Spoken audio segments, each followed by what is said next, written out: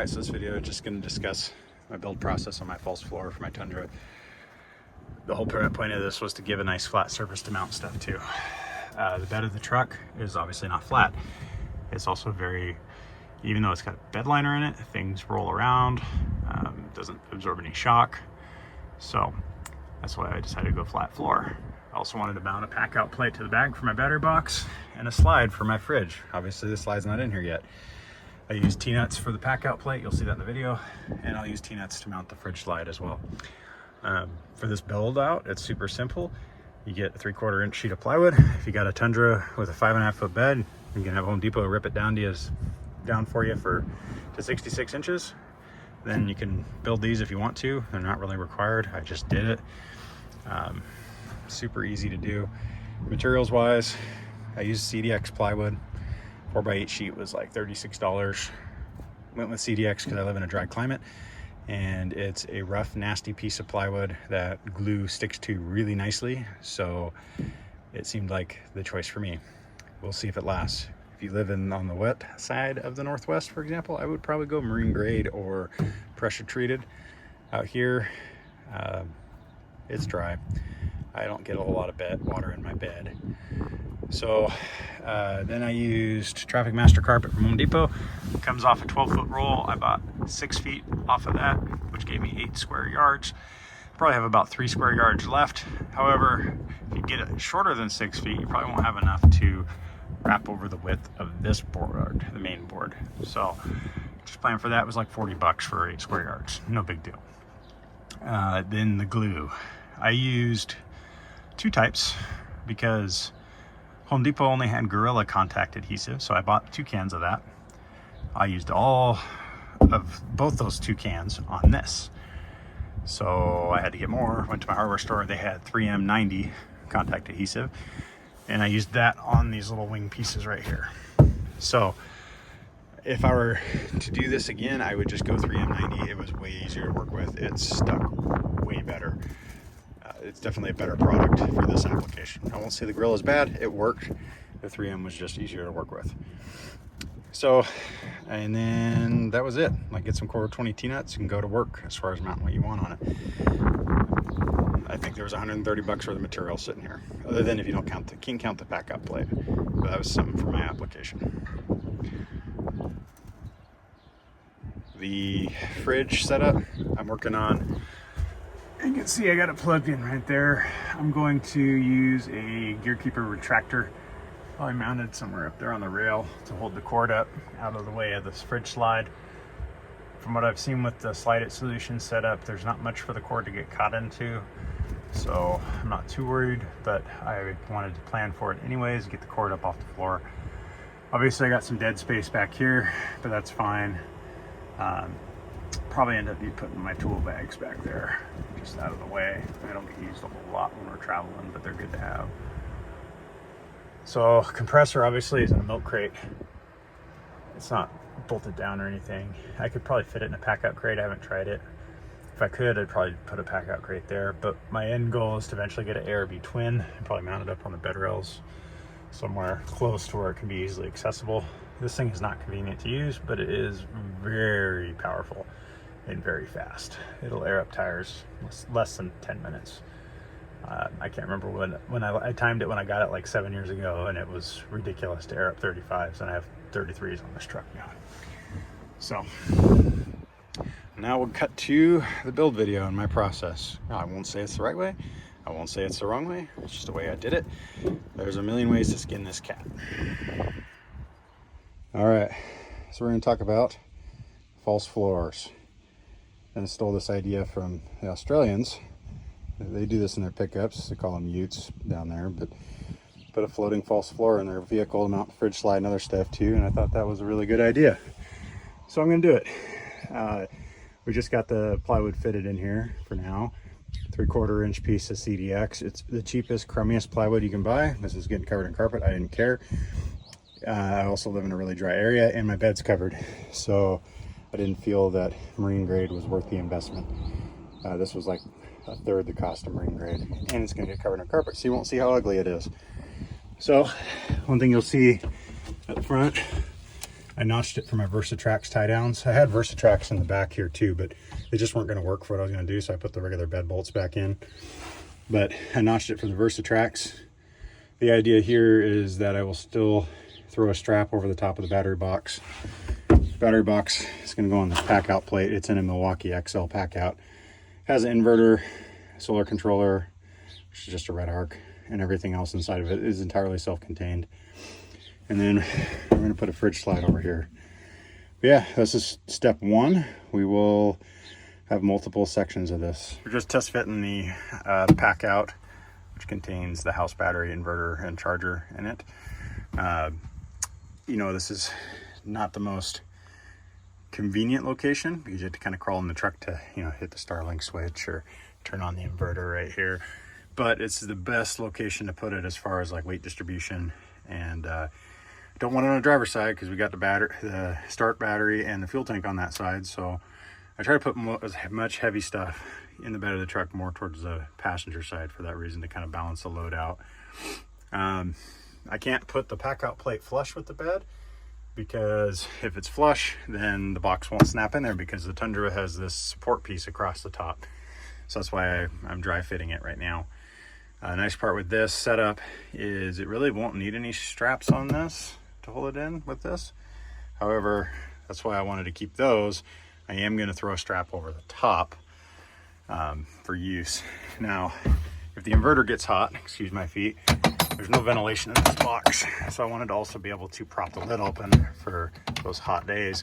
And from what I've seen so far, that much is enough ventilation to run the inverter with a 400 wattish load.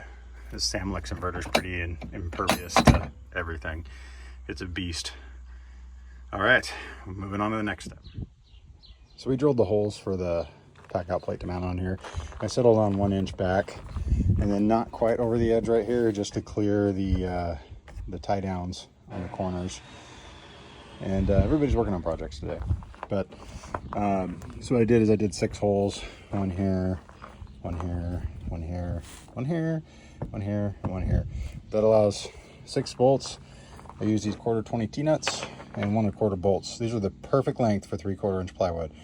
They will be a smidge too long if you use 23-30 seconds, but if you use a washer with them, it's fine. I bought washers just in case. I didn't end up needing them because the 1 1/4 bolts with the split lock washers, the threads are flush underneath. I'll show you what I've been doing here.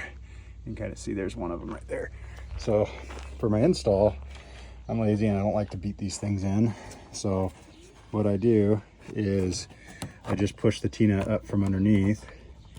You can kind of see right there. Give it a good firm push to kind of get the teeth biting in. And then I'm taking my bolt, drop it in, and it's like just enough to grab the threads. I take the socket, and I push down on the plate, and I start turning by hand. Doing this one-handed and left-handed. So now it's starting to bite. Put my wrench on. I just tighten them until they're flush underneath.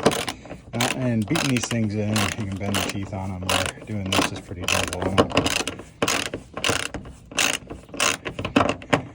Yeah, with the 1/4 inch lock washer and 1 1/4 420 bolts, you end up with the threads flush on the T-nut side. So right now this is tight, and actually the thread is kind of, you can kind of see it a little proud down there. It's an ugly piece of plywood, but we don't care about that. So I'm just giving it a little more, back it off, and I'll put my lock washer on.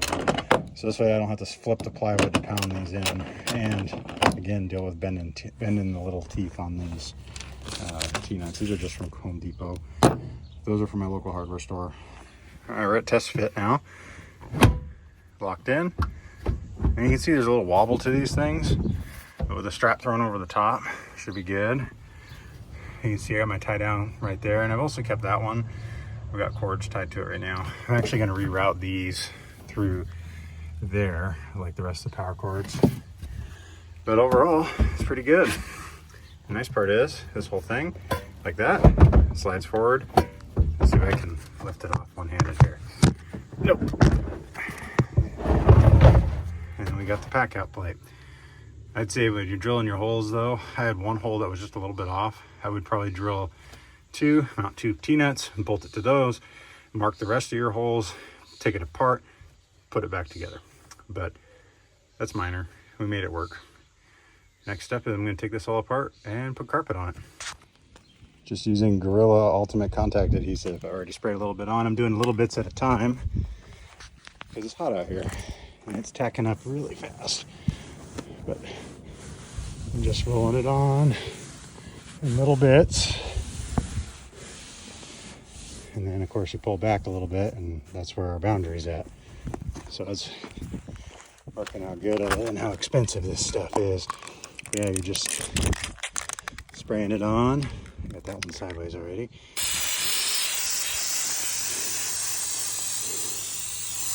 This stuff seems to be really strong. I'm not being super careful here.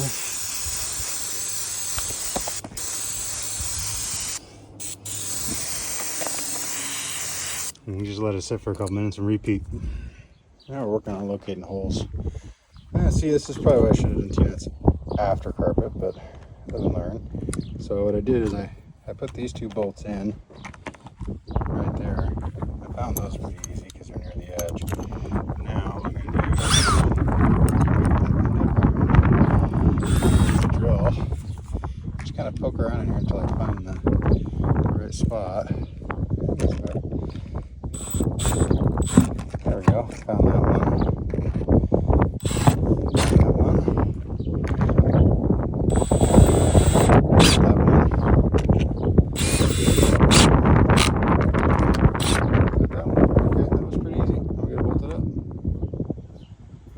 Here it is. Couldn't have cut it tighter. It would better fit if I wanted to. This is 66 inches exactly, and with the carpet on here, it is flush with the tailgate. It is not going front to back. So this is how I travel with it.